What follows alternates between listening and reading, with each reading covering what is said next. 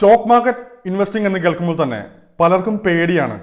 Stock market ഇടിഞ്ഞ് ഉള്ള പൈസ എല്ലാം പോവും, അല്ലെങ്കിൽ അത് ഭയങ്കര ബുദ്ധിമുട്ടുള്ള കാര്യങ്ങളാണ് എന്നൊക്കെയാണ് പലർക്കുമുള്ള ധാരണ അല്ലെങ്കിൽ ആശങ്കകൾ.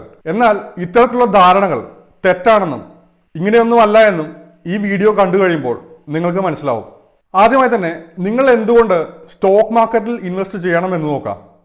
ഇൻഫ്ലേഷൻ, അതായത് പണപ്പെരുപ്പം, അതിനെ ബീറ്റ് ചെയ്ത് നല്ലൊരു റിട്ടേൺസ് കിട്ടണമെങ്കിൽ നിങ്ങൾ എന്തായാലും സ്റ്റോക്ക് മാർക്കറ്റിൽ ഇൻവെസ്റ്റ് ചെയ്യണം. പണപ്പെരുപ്പം എന്ന് പറയുന്നത് ആരുടെയും കയ്യിലുള്ള അല്ലെങ്കിൽ നിയന്ത്രിക്കാൻ പറ്റുന്ന ഒരു സാധനമല്ല.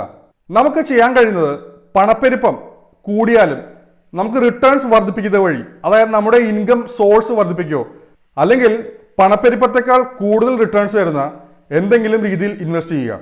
ഇൻവെസ്റ്റിംഗ് ചെയ്യുന്ന വഴി രണ്ടാമതൊരു ബെനിഫിറ്റാണ് ഫൈനാൻഷ്യൽ ഫ്രീഡം.